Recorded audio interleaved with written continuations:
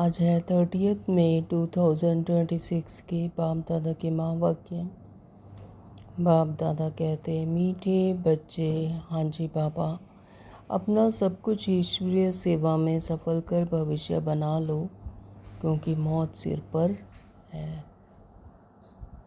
तो बाबा कहते हैं अभी इस दुनिया से जाने वाला है, यानी मौत सिर पर है। मौत किसका होता है? शरीर का, पुराने संस्कारों का। तो अपना सब कुछ ईश्वरीय सेवा में सफल कर, अपने मनसा वाचा कर्मणा, अपना एक एक श्वास एक एक पल सफल कर लो, तन मन धन सब।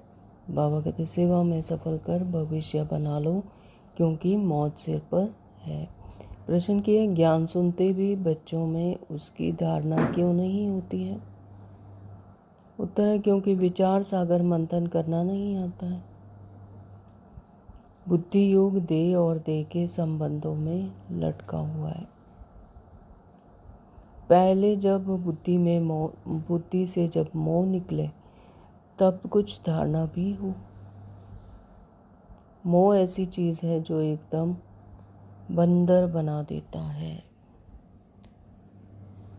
इसलिए बाप बच्चों को पहला पहला वायदा याद दिलाते हैं कि देह सहित देह के सब संबंधों को भूलो और मुझे याद करो, यानी देह भान से डिटैच होकर मुझ परमात्मा को याद करो। तो बाबा कहते हैं कि धारणा क्यों नहीं होती है? कई बच्चे कहते हैं ज्ञान भी सुनते हैं लेकिन धारणा नहीं होती है। क्यों? क्योंकि विचार सागर मंथन करना ही नहीं आता।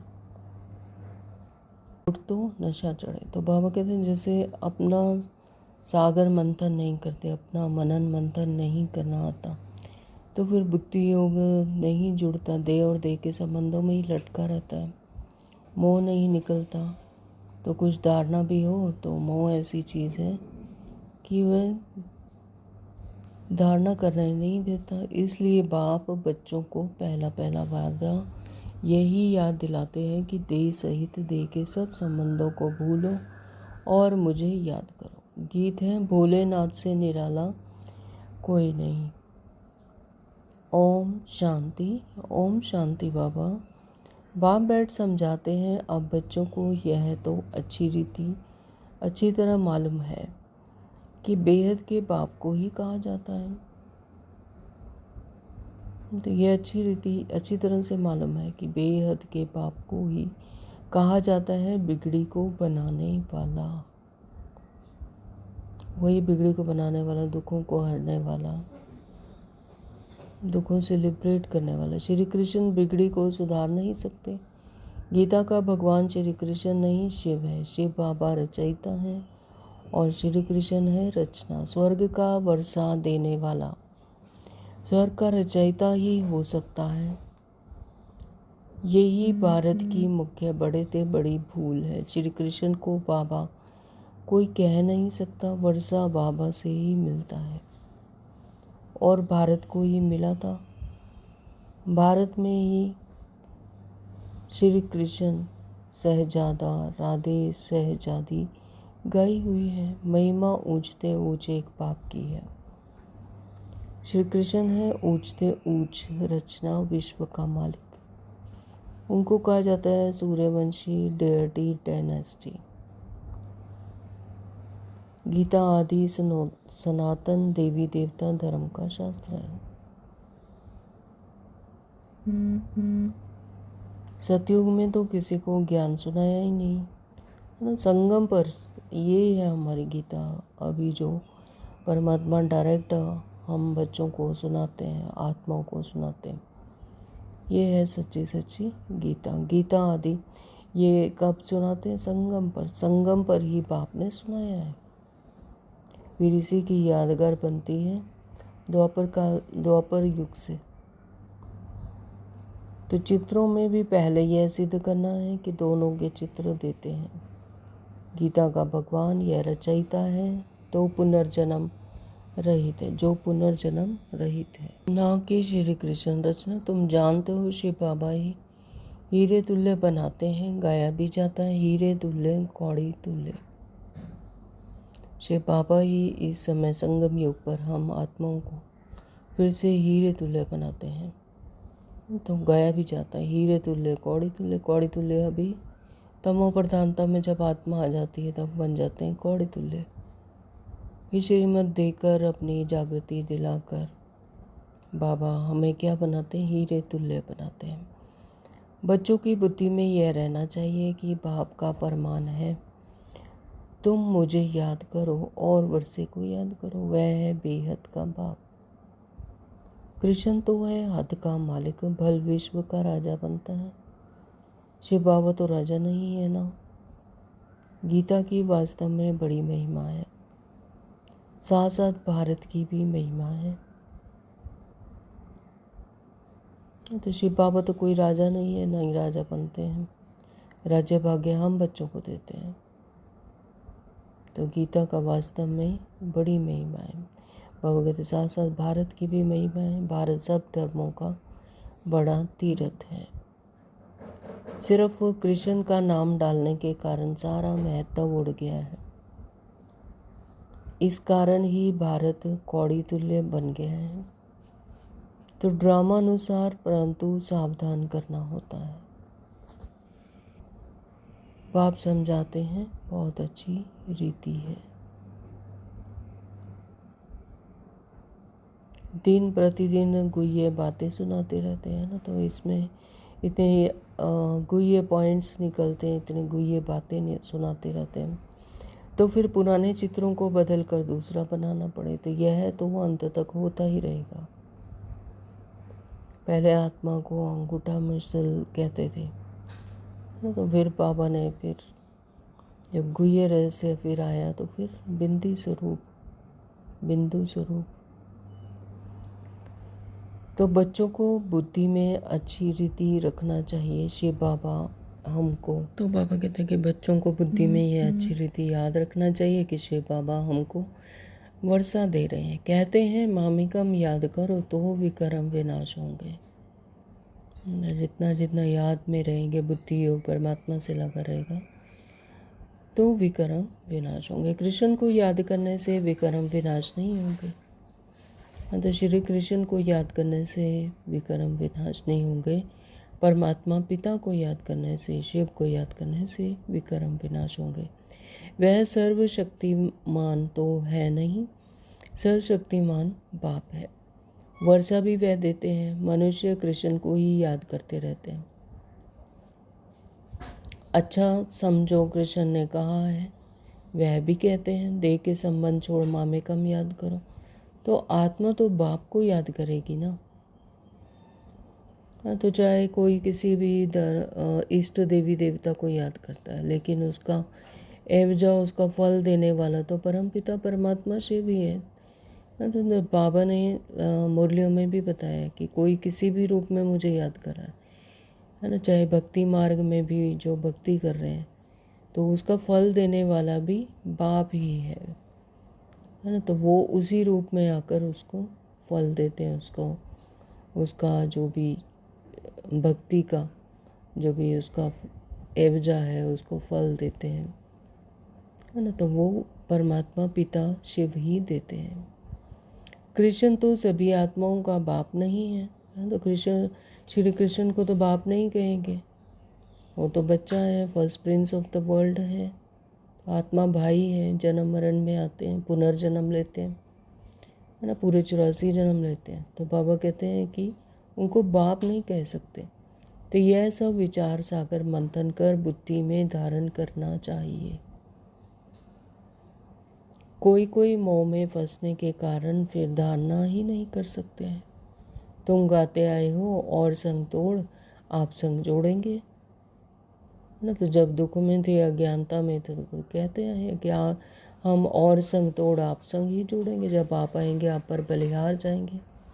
मेरा तो एक दूसरा ना कोई। परंतु मोह फिर ऐसी चीज़ है जो एकदम, बाबा कहते हैं, बंदर बना देते हैं। बंदर कह रहे हैं, बंदर की सीरत होती है ना, कभी यहाँ कभी वहाँ, है ना। तो इसी तरह से बाबा कहते हैं कि फिर मोह एक ऐसी चीज़ है जो तुम्हें बंदर बना देती है। बंदर में मोह और लोभ बहुत होता है।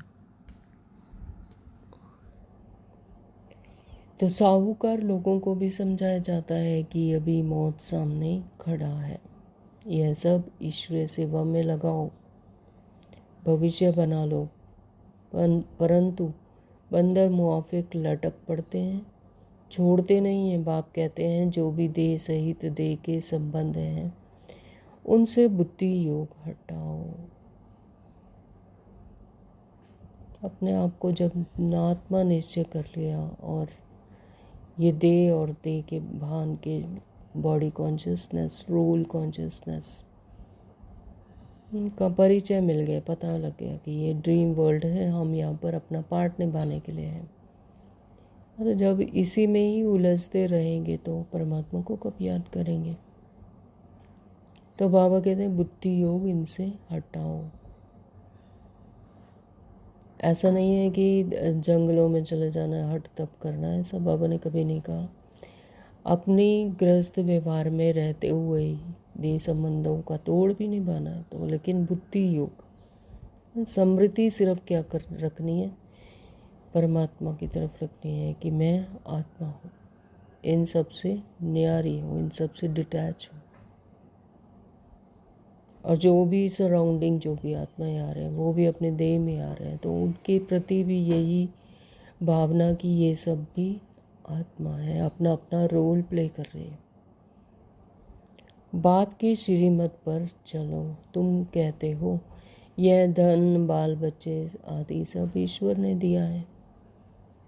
ऐसे कहते आए हैं कि यह धन, ये बाल बच्चे, महल माड़ी सब ईश्वर ने दिया। तो अब वह खुद आए हैं, कहते हैं तुम्हारा ये धन दौलत आदि सब खत्म हो जाना है। तो अब ड्रामा खत्म होने को है, पर्दा उठने वाला है। पर्दा क्या उठने वाला है कि हम अपने सत्य स्वरूप में वापस घर परम धाम में जाएंगे, फिर नई दुनिया में आएंगे, नई सृष्टि में आएंगे। तो धन दौलत आदि सब खत्म हो जाना है, किनकी दबी रही धूल में। अर्थ को एक आदि होगी, सब खल्लास हो जाएगा। एरोप्लेन गिरते हैं, वहाँ आग आदि लगती है, तो पहले पहले अंदर चोर घुसते हैं, तब जब तक पुलिस आए तो बाप समझाते हैं बच्चे देहदारियों से मोह निकालना चाहिए, मोह जीत बनना है। देह अभिमान है सबसे पहला नंबर दुश्मन। तो देह अभिमान, जहाँ पर देह भान, देह अभिमान आया तो सारे फिर काम, क्रोध, लोभ, मोह, अहंकार तो फिर सब आ जाते हैं। तो सबसे पहला दुश्मन है देह अभिमान का। देवताएं देही अभिमानी हैं। तो देवताएं उन्हें ही कहा जाता है जो देही अभिमानी, अपने आत्मिक समृद्धि में रहते हैं, देह भान से डिटैच। देह अभिमान आने से ही विकारों में फंसते हैं। जैसे ही देह भान आया, देह अभिमान आया तो विकार आ जाते हैं। तुम आधा कल्प देही अभिमानी रहते हो, देह अभिमानी रहते हो। तो आधा कल्प देही अभिमानी और आधा कल्प देह अभिमान में रहते हैं, यानी आधा कल्प आत्मिक स्मृति में और आधा कल्प बॉडी कॉन्शियसनेस में। तो अब देही अभिमानी होने की प्रैक्टिस करनी है। जो भी मनुष्य मात्र हैं बिल्कुल ही इन बातों को नहीं जानते हैं, ना परमात्मा को जानते हैं। आत्मा क्या है, परमात्मा क्या है, आत्मा कितने जन्म लेती है, कैसे पार्ट बजाती है, हम एक्टर्स हैं, यह किसी को पता नहीं है। इसलिए ऑर्फन निधन के कहा जाता है। जो अपने आप को ही नहीं जानते, पिता को क्या कैसे जानेंगे। इसलिए बाबा कहते हैं ऑर्फन बन गए हैं कि सत्य पिता को नहीं जानते हैं। वह तो कह देते हैं आत्मा ज्योति में लीन हो जाती है। तो भक्ति मार्ग में ऐसे कहते हैं कि आत्मा ज्योति में लीन हो जाती है। ज्योति यानी ब्रह्म तत्व में लीन हो जाती है, लेकिन ब्रह्म तत्व से ही लिव लगाते हैं, लेकिन परमात्मा को जानते ही नहीं। परंतु आत्मा तो अविनाशी है। आत्मा में ही 84 जन्मों का पार्ट ढूंढा हुआ है। कहते भी हैं आत्मा स्टार है, फिर भी समझते नहीं। तो आत्मा है पॉइंट ऑफ लाइट। लेकिन समझते नहीं है। आत्मा सो परमात्मा कह देते हैं, बाप को बिल्कुल जानते नहीं। कहते आए हैं कि आत्मा सो परमात्मा, लेकिन आत्मा को जानते ही नहीं, बाप को बिल्कुल जानते नहीं। आत्मा के लिए ही कहते हैं प्रकृति के बीच में सितारा चमकता है। तो ऐसे आत्मा के लिए कहते हैं कि प्रकृति में चमकता है अजब सितारा। परमात्मा के लिए तो जो कुछ बताते नहीं, तो परमात्मा को जानते ही नहीं तो कुछ नहीं बताते। तो जैसी आत्मा का स्वरूप है वही परमात्मा का है ना। वो परमात्मा है, जन्म मरण में नहीं आती, पुनर्जन्म नहीं लेती, शरीरधारी नहीं बनती, इस सृष्टि चक्कर पर अपना रोल मनुष्यों की तरह नहीं प्ले करती, शरीर लेकर नहीं करती, तो उनको परमात्मा कहा जाता है। लेकिन स्वरूप तो जैसी आत्मा का स्वरूप है वैसे ही परमात्मा का स्वरूप, लेकिन उनकी अनंत शक्तियाँ हैं, अनंत प्रकाश है। वह भी परम धाम में रहते हैं, वह भी बिंदी है, सिर्फ पुनर्जन्म रहित है। आत्माएं पुनर्जन्म में आती हैं। परमात्मा के लिए कहा जाता है ज्ञान का सागर, आनंद का सागर, पवित्रता का सागर है। तो आत्माएं क्या करती है, पुनर्जन्म लेती है, शरीरधारी बनती है, रोल प्ले करती है, ड्रामानुसार इस सृष्टि पर अपना अपना रोल प्ले करती है। लेकिन परमात्मा के लिए कहा जाता है ज्ञान का सागर। परमात्मा का पुनर्जन्म नहीं होता, शरीरधारी नहीं बनते, तो इस सृष्टि चक्कर पर कोई रोल सिर्फ संगम पर ही होता है, वो भी अवतरित होते हैं। परमात्मा को कहा जाता है ज्ञान का सागर, आनंद का सागर, पवित्रता का सागर है। देवताओं को यह वर्षा किसने दिया, बाप ने। सर्वगुण संपन्न, 16 कला संपूर्ण, इन देवताओं जैसा अभी कोई है नहीं। उनको यह वर्षा कैसे मिला, यह कोई को पता नहीं है। बाप ही आकर समझाते हैं, उनको ही ज्ञान का सागर कहा जाता है ना। तो परमात्मा पिता अपना परिचय खुद देते हैं। हम आत्माएं तो जन्म दर जन्म लेते लेते अपने आप को ही भूल जाती हैं, तो परमात्मा को भी भूल जाती हैं। तो परमात्मा पिता कहते हैं अपना ज्ञान देने, अपना परिचय देने भी मुझे खुद आना पड़ता है। तो तुम बच्चों को जब त्राही माम होते, परमात्मा को पुकारते हैं हमें लिबरेट करो, अज्ञानता से हमें लिबरेट करो, दुखों से, दर्द से, तो फिर बाप आकर समझाते हैं। उनको ही ज्ञान का सागर कहा जाता है, अपना परिचय देते हैं। तो इस समय आकर ज्ञान देते हैं, फिर प्रायलोप हो जाता है, फिर होती है भक्ति। उनको ज्ञान नहीं कहा जा सकता। ज्ञान से तो सद्गति होती है। जब दुर्गति हो तब सर्व का सद्गति दाता ज्ञान का सागर आए। जब दुर्गति होती है, अज्ञानता में आते हैं, जब अति हो जाती है ना, आत्मा दुखी हो जाती है और परमात्मा को पुकारती है, तब फिर सर्व का सद्गति दाता ज्ञान का सागर आते हैं। बाप ही आकर ज्ञान स्नान कराते हैं। तो यहाँ पर गंगा स्नान की बात नहीं है, यहाँ ज्ञान स्नान की बात करते हैं।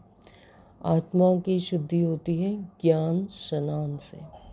जितना जितना ज्ञान सुनते हैं, धारण करते हैं, उतना आत्मा शुद्ध बनती जाती है, अपनी हाईएस्ट कॉन्शियसनेस में आ जाती है। वह तो पानी का स्नान है, उससे सद्गति हो नहीं सकती। यह थोड़ी बातें भी धारण करनी चाहिए। मुख्य जो अच्छे अच्छे चित्र हैं वह बड़े होने चाहिए, जो कोई अच्छी रीति समझ जाए।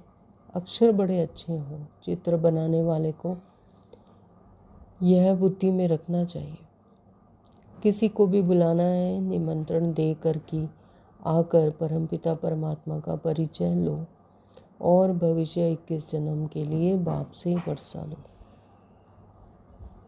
तो यहाँ पर परमात्मा पिता का परिचय देना है, तो बाबा कहते फिर निमंत्रण देकर ऐसे बुलाना चाहिए कि परमपिता परमात्मा का परिचय लो और अपने 21 जन्मों का वर्षा लो बाप से।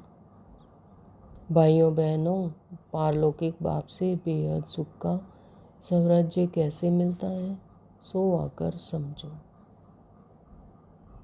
तो अभी दुनिया के ही क्रियाकलापों में भटक रहे हैं, फंसे हुए हैं। अच्छा है कहते हैं, लेकिन सुनते नहीं। तो भाइयों बहनों, बाबा कहते हैं कि ऐसे कहो कि पारलौकिक बाप से बेहद का सुख का स्वराज्य कैसे मिलता है, सो आकर समझो। सिर्फ 7 डेज़ की क्लास जो है वो एक बार ही आकर समझ लो, उसके बाद तो स्वयं ही करना है। मुरली तो हर जगह से मिल जाती है आजकल,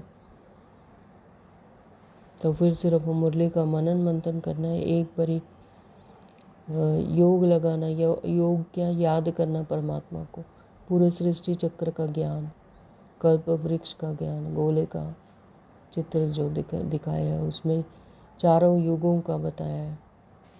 तो कल्प वृक्ष में किस तरह से धर्मात्माएँ आती हैं, सारा समझाया है। तो वो जब 7 डेज़ की क्लास लगा लेते हैं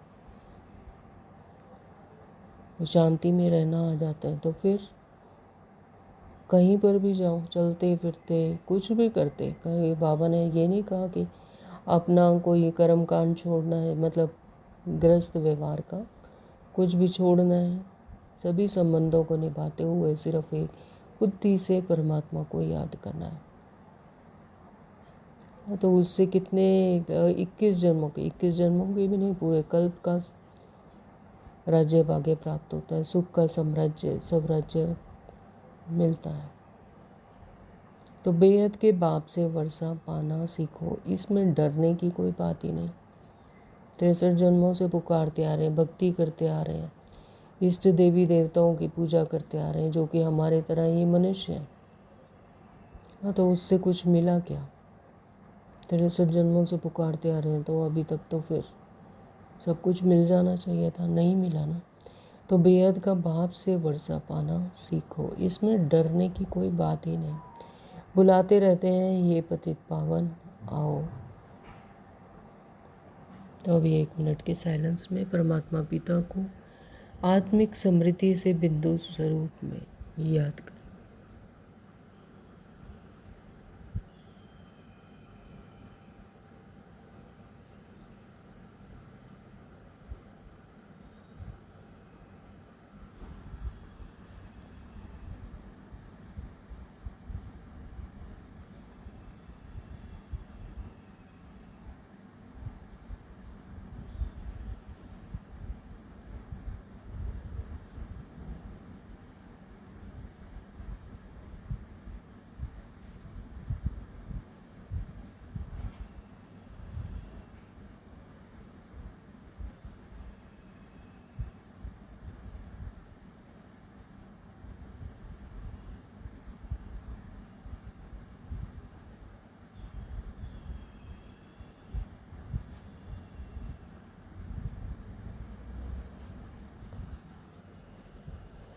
ओम शांति।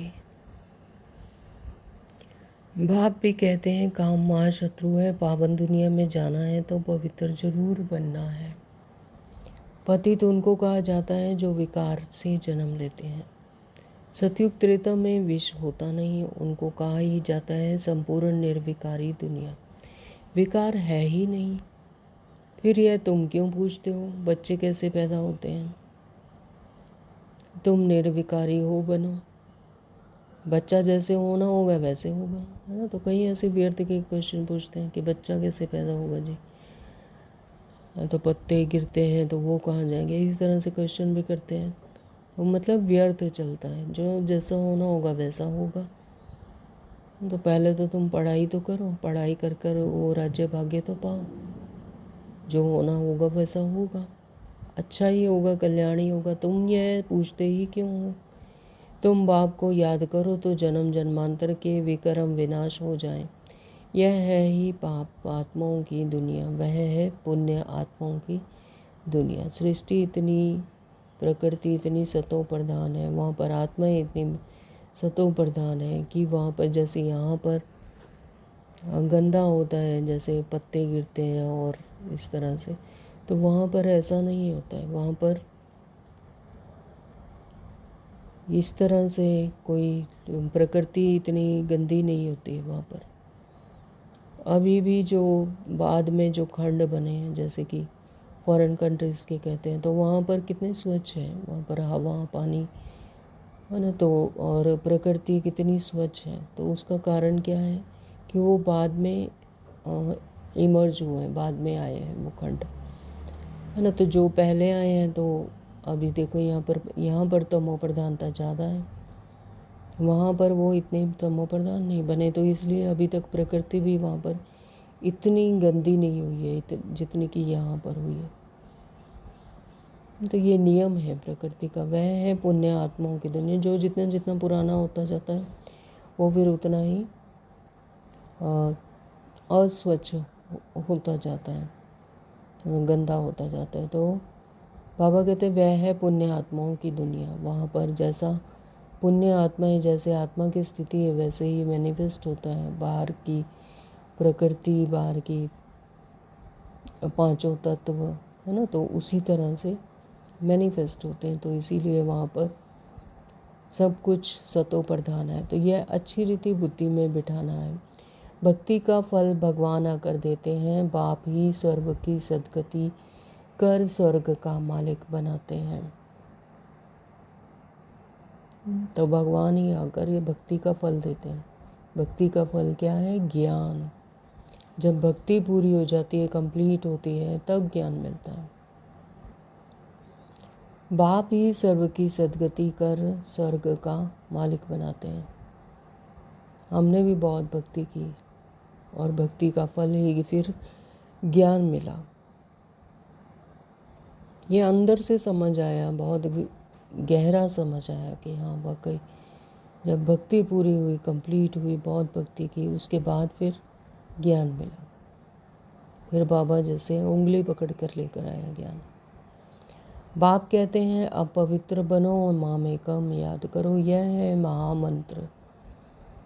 तो महामंत्र एक ही है, पवित्र बनो, मामेकम याद करो। दे दे दे की दुनिया को भूल, पवित्र बन, मामेकम याद करो, यह है महामंत्र। कोई जंगलों में जाने के लिए नहीं कहा, कोई एक टांग पर खड़े होकर तप करने के लिए नहीं कहा, है ना। कोई भी कड़ा नियम नहीं है कि सांस रोकना है, सांस छोड़ना है, इस तरह का कोई नियम नहीं। सिर्फ बुद्धि से परमात्मा को याद करो। जैसे एक पिता अपने बच्चे को या बच्चा अपने पिता को याद करता है, सेम ऐसे ही बुद्धि सिर्फ परमात्मा की तरफ रहे। तो बाप से वर्षा जरूर मिलेगा। बाप कहते हैं तुम मुझे याद करो तो तुम सतो प्रधान बन जाएंगे। तो जितना जितना याद करते जाएंगे, विक्रम छूटते जाएंगे, ये देह और देह की दुनिया छूटती जाएगी, डिटैच होते जाएंगे, उपराम हो जाएंगे, है ना। किसी के क्यों क्या कैसे में नहीं फंसेंगे। ये बुद्धि में रहेगा कि इनका भी रोल है, हमारा भी रोल है, आत्मिक समृद्धि में रहेंगे तो उतने ही सतो प्रधान बन जाएंगे। सीढ़ी पर समझाना है, दिन प्रतिदिन हर चीज़ सुधरती जाती है। तो सीढ़ी का चित्र है बहुत सुंदर, उसमें सारा समझाए कैसे ये सतयुग में आते हैं, त्रेता में, फिर द्वापर में, फिर कलयुग में। तो दिन प्रतिदिन हर चीज़ सुधरती जाती है। इनमें क्लियर कर लिखना है। ब्रह्मा द्वारा आदि सनातन देवी देवता धर्म की स्थापना। जब आदि सनातन देवी देवता धर्म था तो और कोई धर्म नहीं था। तो जब बाबा रोज मुरलियों में बताते हैं, जब आदि सनातन देवी देवता धर्म था तब एक धर्म, एक राज्य, एक भाषा थी, तो और कोई धर्म था नहीं। और धर्म फिर बाद में अपने अपने टाइम अनुसार, जैसे ड्रामा अनुसार जो भी टाइम लिखा है कल्प वृक्ष में, उस अनुसार फिर आते हैं। तो जो पवित्र बनते हैं वही पवित्र दुनिया में आएंगे। तो जितनी ताकत तुम्हारे में बढ़ती जाएगी उतना पहले आएंगे। सब इकट्ठे तो नहीं आएंगे, यह भी जानते हो। सतयुग त्रेता में देवी देवताएं बहुत थोड़े होते हैं,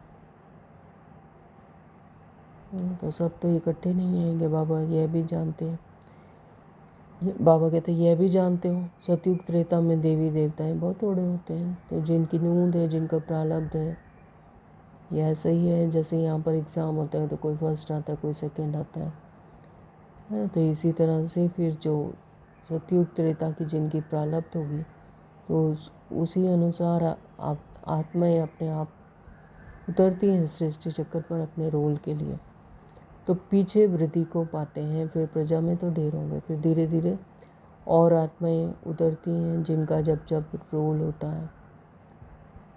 तो समझाने वाले भी बड़े अच्छे चाहिए। तो बाबा ही समझाते हैं, बाबा कहते हैं समझाने वाले भी बड़े अच्छे चाहिए। बोलो बेहद के बाप से आकर के वर्षा लो, जिसको पुकारते हो हे बाबा उनका वास्तव में नाम ही शिव है।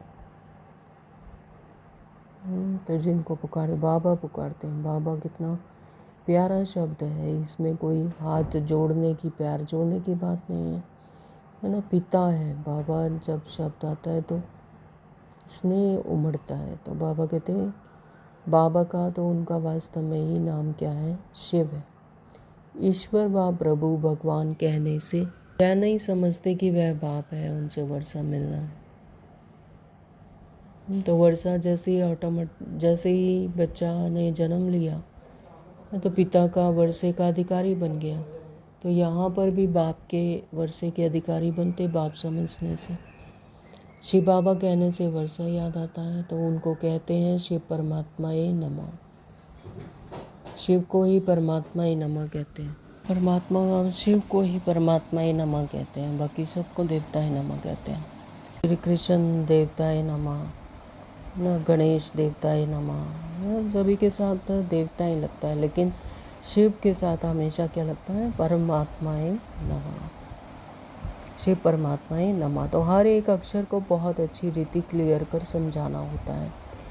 शिवाय नमः कहने से ही बाप का मज़ा नहीं आता है ना। शिवाय नमः कहते हैं तो फिर बाप की फीलिंग नहीं आती है। बाबा कहते हैं शिव परमात्माए नमः कहते हैं तो फिर पिता की एक फीलिंग आती है कि हम परमात्मा पिता की संतान हैं।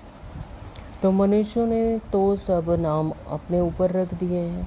तुम जानते हो मनुष्य को कभी भगवान नहीं कहा जाता है। तो ब्रह्मा विष्णु शंकर को भी देवता कहा जाता है। ब्रह्मा देवताए नमः, विष्णु देवताए नमः, शंकर देवताए नमः कहा जाता है। उनके साथ परमात्मा नहीं लगता, लेकिन शिव के साथ परमात्मा ही लगता है। तो कितनी गहरी बात है ना। तो कभी किसी ने समझा नहीं। बाप रचयिता तो वो एक ही निराकार है। जैसे लौकिक बाप बच्चों को रचते हैं ना, वर्षा देते हैं, वैसे बेहद का बाप भी वर्षा देते हैं। भारत को विश्व का मालिक बनाते हैं। सारी दुनिया का पतित पावन एक ही बाप है, यह थोड़ी कोई जानते हैं। हमारे धर्म संस्थापक भी इस समय पतित हैं, कब्र दाखिल हैं। अभी सबकी क़यामत का समय है। बाप ही आकर सबको उठाएंगे। तो मुस्लिम धर्म में ऐसे लिखा है कि कब्र दाखिल होते हैं, फिर क़यामत का समय आता है तो अल्लाह आकर ही उन सबको उठाएंगे, इस तरह से लिखा हुआ है।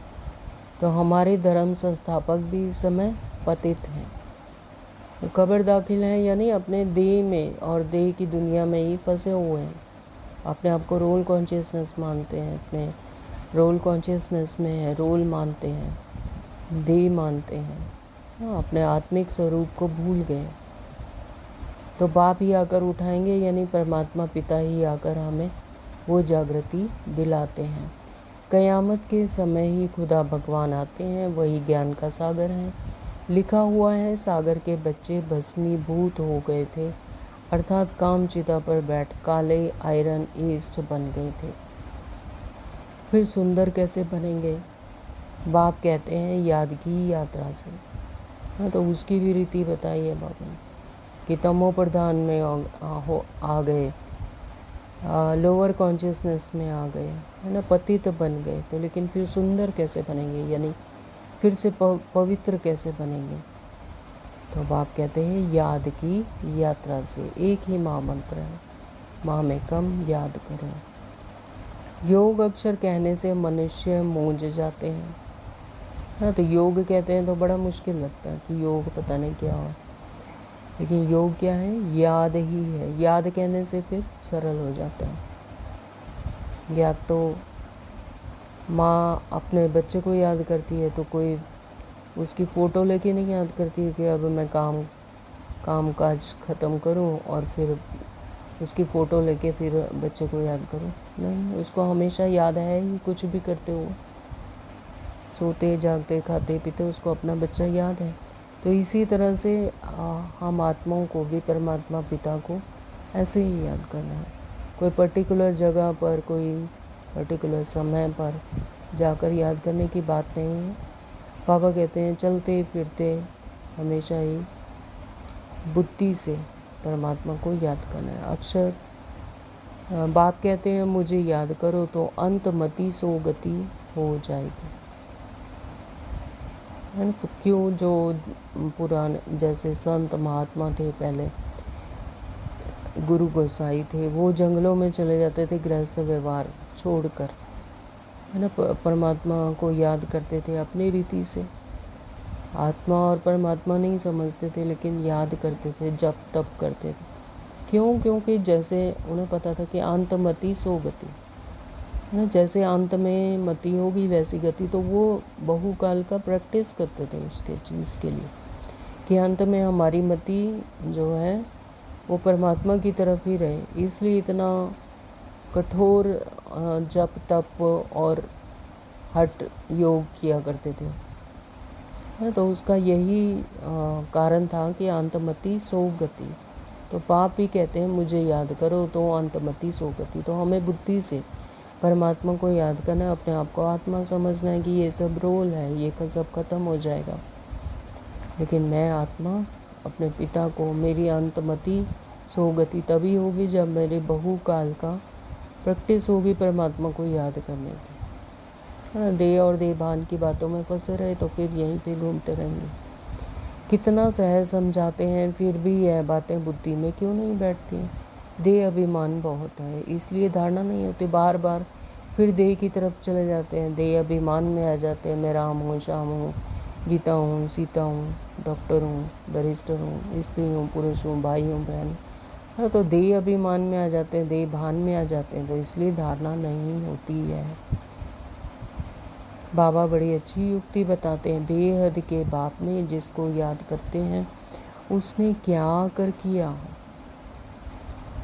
भारत को स्वर्ग बनाया था, हद का वर्षा तो जन्म जन्मांतर लेते आए। तो हर कल्प परमात्मा पिता हमें आकर फिर से हमारी IAS कॉन्शियसनेस में पहुंचाते हैं। तो भारत को स्वर्ग बनाया था, पिछले कल्प भी बनाया था, हद का वर्षा तो जन्म जन्मांतर लेते आए। तो हर कल्प ऐसे ही लेते आए।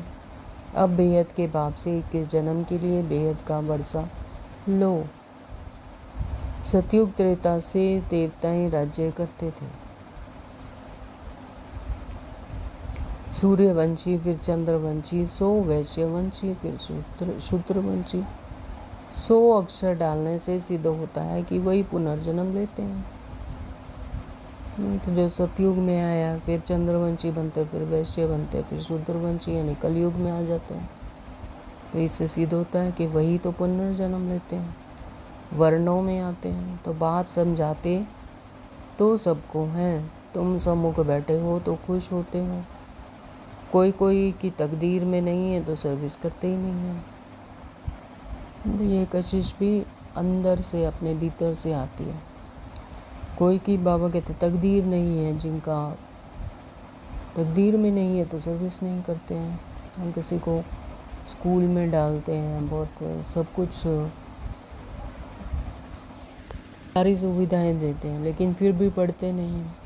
और कोई ऐसे हैं जिनकी तकदीर में होता है पढ़ाई लिखाई, तो उनको वो सुविधाएं मिलती नहीं है, तो फिर भी वो पढ़ लेते हैं कैसे कैसे एफर्ट्स करके,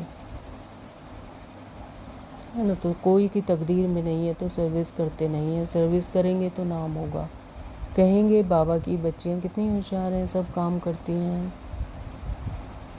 तो बाबा अपने बच्चों की तारीफ़ करते हैं। तो हमको स्वर्ग की बादशाही का वर्षा देती हैं, यह वक्खर माल भी देती हैं। तो यह चित्र है अंधों के आगे आईना, इसमें जादू आदि कि कोई बात नहीं है, करण करावनहार परमात्मा पिता है, अपने बच्चों का नाम कर देते हैं।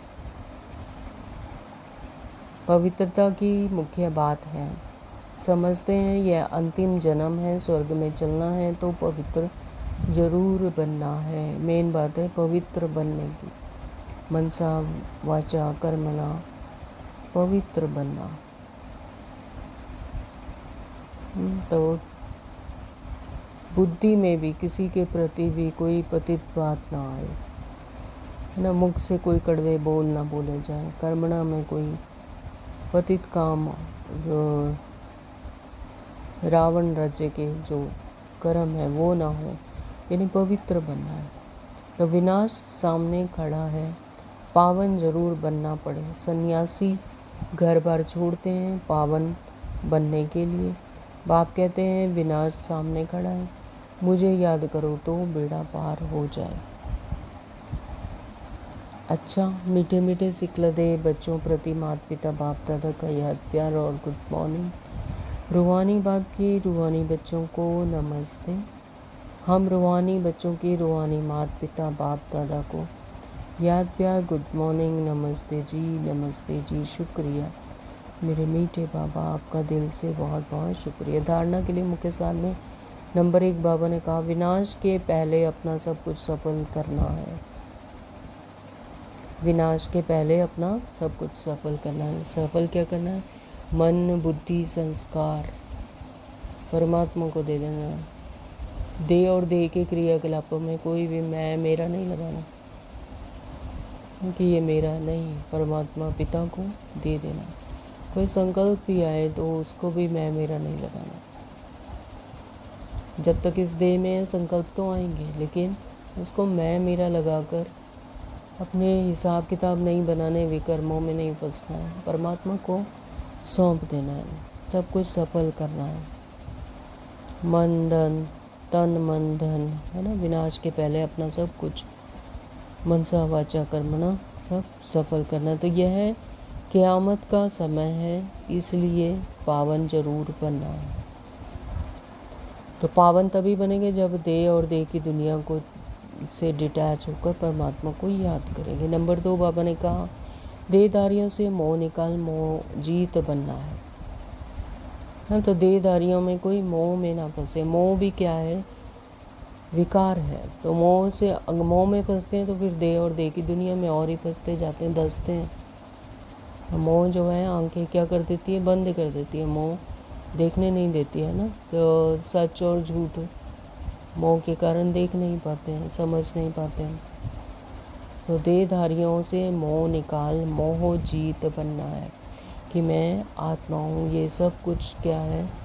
रोल चल रहे हैं, इनका तोड़ भी निभाना, लेकिन बुद्धि से डिटैच, परमात्मा की तरफ बुद्धि परमात्मा से जोड़ने हैं। देह अभिमान जो पहला नंबर दुश्मन है, उस पर विजय पानी है। तो देहभान और देह अभिमान ये क्या है? पहला नंबर दुश्मन है, उस पर विजय पानी। जैसे ही देहभान से डिटैच होते हैं तो सब मोह माया सब छूट जाते हैं और सब संग तोड़ बाप से बुद्धि योग जोड़ना है। वरदान दिया बाबा ने आज। बाबा का वरदानी हाथ अपने सिर पर अनुभव करेंगे। याद के मंत्र द्वारा संकल्प और कर्म में अविनाशी सिद्धि प्राप्त करने वाले सिद्धि स्वरूप भव। याद के मंत्र द्वारा संकल्प और कर्म में अविनाशी सिद्धि प्राप्त करने वाले सिद्धि स्वरूप भव। थैंक यू बाबा। तो आप बच्चे ऑलमाइटी गवर्नमेंट के मैसेंजर हो। हम सब क्या हैं? ऑलमाइटी गवर्नमेंट के मैसेंजर। अपने वृत्ति से, अपनी मनसा से, अपने व्यवहार से, है ना, सबको क्या करते हैं? मैसेज देते हैं परमात्मा का। इसलिए कोई से भी डिस्कस करने में अपना माइंड डिस्टर्ब नहीं करना है। याद का मंत्र यूज़ करना है। जितना जितना हम याद करते हैं ऑटोमेटिकली वो वाइब्रेशन, वो वृत्ति वहाँ तक पहुँचती है ना, तो उनको भी परमात्मा पिता की याद आती है। बस। तो हम क्या हैं? बच्चे ऑलमाइटी गवर्नमेंट के मैसेंजर हैं। याद का मंत्र यूज़ करना। जैसे कोई वाणी से या अन्य किसी तरीके से वश नहीं होते हैं तो मंत्र जंत्र करते हैं, तो भक्ति मार्ग में इस तरह से करते हैं। तो आपके पास आत्मिक दृष्टि का नेत्र और मन मनाभव का मंत्र है, जिससे अपने संकल्पों को सिद्ध कर सिद्धि स्वरूप बन सकते हो। तो कितना सा है, जैसे सिर्फ परमात्मा को याद ही तो करना है, तो ऑटोमेटिकली मैसेंजर परमात्मा के कार्य में हम भी क्या बन रहे हैं, मददगार बन रहे हैं। कैसे? अपना भी कल्याण, दूसरों का भी कल्याण। अपनी वृत्ति को ही तो चेंज करना है, अपने आप का परिवर्तन करना है। सिर्फ परमात्मा को बुद्धि से याद करना है, कुछ भी नहीं करना। स्लोगन दिया है स्लोगन है आज का, एक्शन कॉन्शियस के बजाय सोल कॉन्शियसनेस बनो। यानी बॉडी कॉन्शियसनेस में नहीं आओ, अपने आत्मिक समृद्धि में रहो, अपने सोल कॉन्शियसनेस में आओ। ओम शांति। आज के ये अव्यक्त इशारे हैं। सदा अचल अडोल एक रस स्थिति का अनुभव करो। एक रस का अर्थ यह नहीं है कि पुरुषार्थ की रफ्तार सदा एक जैसी है। एक रस अर्थात सदा उड़ती कला की महसूसता रहे, सर्व संबंधों की अविनाशी तार एक से जुटी हुई हो, एक बाप दूसरा न कोई, यह दृढ़ संकल्प हो, एक भी संबंध कम ना हो, सर्व संबंधों की डोर एक से बंधी हुई हो, तब एक स्थिति स्वतः रहेगी। हर संबंध में वो परमात्मा ही दिखाई दे, है ना। भाई के रूप में, कभी पिता के रूप में, कभी माता के रूप में, कभी बच्चे के रूप में, कभी साजन के रूप में, है ना। तो एक रस का अर्थ यह नहीं है कि पुरुषार्थ की रफ्तार सदा एक जैसी हो। एक रस अर्थात सदा उड़ती कला की महसूसता रहे। एक रस का अर्थ ये नहीं है कि सिर्फ योग लगाने के लिए ही बैठे रहें, नहीं। सदा कुछ भी करते हुए सिर्फ बुद्धि योग परमात्मा से लगा रहे, उससे ही बातें करते रहो। जो भी कुछ हो रहा है, सामने कोई भी क्रियाकलाप आ रहे हैं, उसको परमात्मा से जोड़ दो। सर्व संबंधों की अविनाशी तार एक से जुटी हुई हो, तो एक बाप दूसरा ना कोई, यह दृढ़ संकल्प हो, एक भी संबंध कम ना हो। तो उसी जो अंतिम जो पेपर आएगा, तो जिस संबंध की भी कमी होगी परमात्मा पिता से जो नहीं किया होगा बच्चे की अगर, तो फिर वहीं से फिर कुछ पेपर आएगा। तो इसलिए हर संबंध परमात्मा पिता से जोड़ना है। तो एक दीदी हैं, एक बहन है, उन्होंने कहा कि मैंने परमात्मा को अपना सास बनाया हुआ। हाँ, तो युक्तियाँ हैं परमात्मा पिता से संबंध जोड़ने की। तो जो भी संबंध प्यारा लगता है तो उस संबंध को परमात्मा से जोड़ दो, तो वो उसी में ही नज़र आने लगेगा। तो कितना मतलब युक्तियाँ रचती हैं माताएं। तो सर्व संबंधों की डोर एक से बंधी हुई हो, तब एक रस स्थिति स्वतः रहेगी। तो आज सारा दिन इसी बात का मनन मंथन करेंगे, हर एक संबंध उस परमात्मा से जोड़ देंगे। हाँ, तो उन संबंधों में भी परमात्मा ही नज़र आएंगे। आज का स्लोगन रखेंगे, मैं ऑलमाइटी गवर्नमेंट की मैसेंजर आत्मा हूँ। ऑलमाइटी गवर्नमेंट की मैसेंजर आत्मा हूँ। ओम शांति। Thank you Baba.